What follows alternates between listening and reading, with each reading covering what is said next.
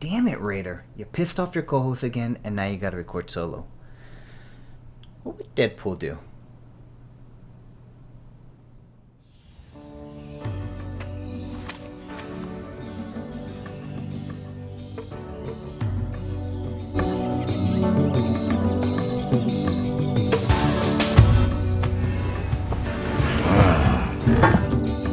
I made mistakes. I want to take them back.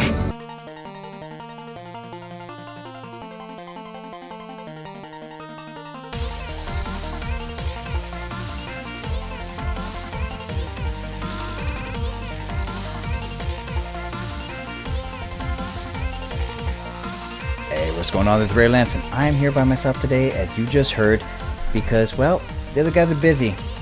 Fighter Wizard out there somewhere, getting tapped out by a white belt on a jiu-jitsu match. And IEG, I think he had a project to do around the house. I'm not sure the details, but I think I overheard it involved a couch and some bonbons. So, hopefully he's having a great time. All right, so housekeeping. Please like, share, subscribe. We need all the support you can give us. You gave us a ton. It's very encouraging. If you could keep on helping us out, or if you haven't subscribed yet, it would make the world of a difference for us. So, now, this is not a paid sponsor. I'm just really happy, and I wanted to give a special thanks to a mom-and-pop brick-and-mortar collectible shop, and it's known as St. Nick's Collectibles, Toys, and Antiques. They're over there in Colorado, and the reason why I am over the moon with them is they just sourced for me a very hard item to find. It is a Planet Studio sterling silver Captain America pendant. And again, I never thought I'd have one of these. It's one of my favorite designs. They were great at communication and working with me, and I cannot tell you how thankful I am. But, it's a great little store. They have arts, crafts, board, tabletop games, card games, clothing, jewelry, electronics, trading cards, vintage collectibles, swords and knives. I mean, what more could you ask? So, again, I know it's easy to buy stuff on Amazon, but all of us grew up hanging out at, brick and mortar stores, comic books, hobby stores. If you give them some support, I would really appreciate it. Okay, now, today, the reason why I want to talk to you guys is I'm sure you've heard Deadpool 3 is in the middle of filming. Now, IG did a wonderful short on this, and it got a little traction, and it's very entertaining. And hopefully we'll be, keeping up with the Deadpool 3 movie. We're all excited about it. Give you some news. But made me think, well, Planet Studios did some Deadpool-inspired pins, and there's some great Deadpool art out there. Let's talk about it. So just to give you some background about Deadpool, if you don't know who that is, we can't be friends, but I'll still run you through generally who he is. All right, Deadpool is a character appearing in the American comic books published by Marvel Comics, created by Fabian Nicieza and Rob Liefeld. The character first appeared in New Mutants issue number 98 back in December 1990. In his comic book appearance, Deadpool is initially depicted as a supervillain of the New Mutants and X-Force, though later stories portrayed him as an anti-hero. Deadpool is the alter ego of Wade Wilson, a disfigured Canadian mercenary with superhuman regenerative healing abilities. He is also known for tendencies to joke incessantly and break the fourth wall for humorous effort. Now, in that first appearance, Deadpool is hired by Tolliver to attack Cable and the New Mutants. After subsequently appearing in X-Force as a reoccurring character, Deadpool began making guest appearances in the number of different Marvel comic titles such as The Avengers, Daredevil, Heroes for Hire. In 1993, the character receives its own miniseries titled The Circle Chase, written by Fabian Nicieza and penciled by Joe Madureira. Let's just call him Joe Made in the future because I'm not going to get that right again. So, Joe Made did some fantastic artwork. I want to show you a bunch of it regarding this Circle Chase. Again, he is a penciler. We talked about him on the Age of Apocalypse episode, Planet Studio episode, so you can go check out a deeper discussion about him. IEG knows a lot more about him than I do. Okay, but again, important is Rob LieField was also an artist, drew him in the New Mutants, and was a creator of him, along with a co-creator. But Joe May did a ton of art on Deadpool. Now, why is that important? Well, Joe May did some fantastic artwork. This is just commonly referred to as Marvel Poster 143. And it was made in 1993 as a poster about 22 inches by 34 inches. And as you can see, it's very dynamic. Deadpool's breaking through some glass, sword in one hand, and a sword on his back with a Uzi sniper scope gun going full auto. Now, later on in 1994, Marvel Flair made a card about this, and they, kind of changed. They got the same artwork, but they kind of changed it up. They made it a little darker, changed the colors, and then on the back side of this card, I don't know the effects that they're using for the background or on the weapons, but it looks really nice, and of course, it's an even closer up. I'm sure if IEG was here, he could explain the differences of the art styles to me. So what Planet Studios did is they took this artwork inspiration from Marvel poster 143 of Deadpool, and they developed Planet Studio Pin number 290, and it was made in 1994. And this is, one of my favorite pins. It was one of my earliest pins. As you can see, the red enamel paint really pops here. The weapons are white, makes them stand out, which is nice, but I'll be honest, on what you see is the right-hand side, which is Deadpool's left. The sword, the gun, and the scope, they all kind of blend together. I got this pin 25 years ago, and I've just found this poster in the last year. I had no idea what weaponry Deadpool had in this pin. So, because this pin was developed in 1994, I'm sure they didn't have the same type of technology they have now for pin making. So maybe I can give them a pass, but this pin would have been a perfect pin if they would have just used a little bit better details and, kind of separated out and gave a little bit more details to the weapons. But again, this is a fantastic pin. I absolutely love it. Okay, next, Planet Studio unfortunately only made 2 pins of Deadpool, and this second one I need help identifying because I can't find the source material. I've asked around. Luke Evans, who is the godfather of Planet Studio Pins, he created a website for it, and it is his opinion that this is probably a Robert Liefeld artist rendition of Deadpool, and the reason being is that Deadpool has no feet.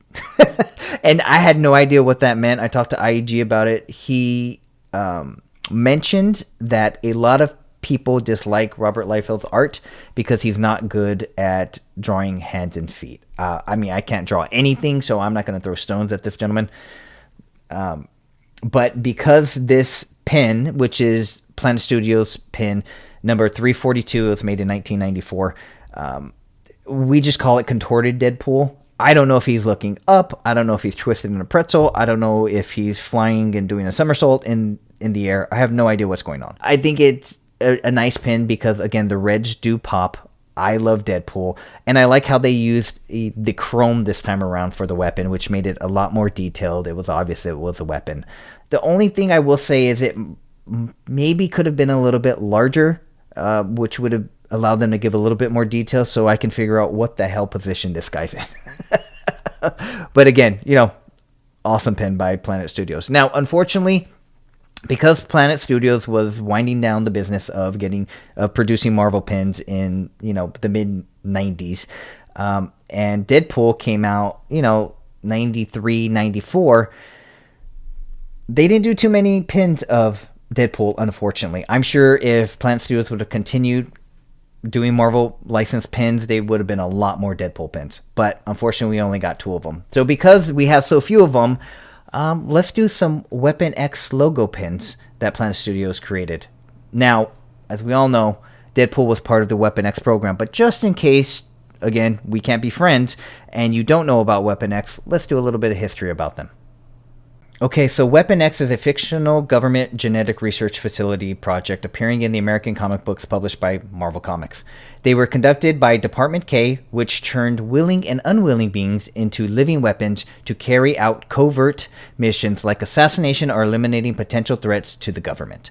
It was similar to the human enhancement experiences in the real world, but it captured mutants and did experiments on them to enhance their abilities, such as superpowers, turning them into human weapons. They also mutated baseline humans. Weapon X produced beloved characters such like Wolverine, Leech, Deadpool, Sabretooth, and Weapon H. Now, the fictional experiment X, which is the brutal adamantium skeleton bonding process, written by Barry Windsor-Smith, who also did a lot of the art of the classic story of Weapon X. It was originally published in Marvel Comic Presents issues number 72 through 84 in 1991. This eventually revealed as part of the Weapon X project. Now, Grant Morrison's new X-Men in 2002 further revealed the Weapon X was the 10th of a series of projects collectively known as the Weapon Plus program. So the X in the Weapon X refers not to the letter X, which I always thought it did, but the Roman numeral for the number 10. Now, the first project, which was Weapon I, or Weapon 1, pertained to the Super Soldier project that created Captain America. So yeah, I found that really interesting. I always thought Weapon X went, X for X-Men or Wolverine for some reason, but it's referring to Roman numeral X, or the number 10. When we discussed Barry Windsor-Smith and his Weapon X story in the Marvel Comics Present 72 through 84, there's a lot of iconic images from that point. And in each one, they use the same type of logo for the Weapon X, as you can see in all these comics. And of course, I think one of the most iconic cover issues, which was Wolverine wearing his headgear while participating in the Weapon X. I mean, they had it in the movies. They make pins of it. He just looks badass. So I'm so happy this storyline was created. And because of that, Planet Studios took that Weapon X logo and made this beautiful pin. And what I really like about this pin is I believe it's gold painted or gold plated, and the gold in the border really pops with this pin. The only drawback I would say is in the O, that red. I didn't see it too much in the Marvel Comic Presents, Weapon X logo. I don't know why they chose that. I mean, it does make it stand out a little bit, but I don't think it really adds anything to this pin. So what I will say about this pin is it might be a little bit hard to come by, especially as it goes to for Planet Studio logo pins, but it's a really pretty streamlined lettering gold painted pin, and I like it. It's shiny. Okay, now for the next Weapon X logo pin. This special Weapon X logo was used in the Weapon X storyline for the Age of Apocalypse. I think it was a mini-series, 4 or 5 issues. The artist and penciler was Adam Konkle. I don't know much about him, but it looks a lot like Jim Lee, so I liked it. And I think the actual series is called Weapon X Age of Apocalypse, issues 1 through 4, complete limited series, Marvel Comics from 1994 to 1995. Now, in this Weapon X logo, it's a little bit different, and Planet Studios decided to make a pin that looks just like it. Now, as you can see, this pin is a lot different than all of the other Planet Studio pins that we showed. And the reason being is, Planet Studio made about 22 pins that are all base metal pins, and they have no enamel on them. Some of them are new designs, and others are existing molds that they just repurposes as base metal. Now, I'm assuming these are just brass pins, essentially. Now, for Planet Studios, most people know them as Planet Studios numbered pins, and I think it's like 1 through close to 400. I think it's like 393. But for these unfinished brass pins, they're numbered 1000 through 1022. And so they're kind of a subset. Now, they are a little bit harder to come by, and the reason is because they're all made around, 1995. And this one specifically is a Planet Studio pin 1022, and it was made in 1995. So around 1993, 1995, Planet Studios was getting away from making Marvel pins. So I don't know if there's very many of these out there. I am eternally grateful to my buddy Adam Konkle. He has so many pins, and he sourced this one for me. If you ever need him to try to find a hard to find pin for you, check him out. I'll post his business card. So this pin is a little hard to come by. So he helped me get this one. I love it. It has a matte finish, so it's not as shiny as you would think it would be, being all brass. I know some of the other ones are a little bit shinier. It's a fantastic looking pin. All right, so now for our last pin. It is not a Planet Studio pin. It's more of a gag pin. It was made by Loungefly. Now, Funko owns Loungefly. Loungefly makes a bunch of collectible mini bags, purses, pins for various IP, such as Hello Kitty, Disney, and Marvel. Now, this pin that says "Damn it, my spleen" in the comic book bubble it was part of like a lanyard Deadpool set. It had like 4 or 5 pins and a Deadpool lanyard. And so I got this one kind of as a gag because, well, I have problems with my spleen. I've had it for decades. So my wife thinks I'm ugly and a wisecracker. And so, she kind of thinks of me like Deadpool. And so I thought this would be a great gag, putting this over his head, and she laughed, so it was worth it. All right, so that's it for today. Please keep on following us. We'll bring you some more news updates when we get them about this Deadpool 3 coming out, and I'll keep on bringing you these episodes on the Plant Studio Pins. All right, hopefully you enjoyed this, and if you are willing to listen, I'm willing to talk. Catch you later.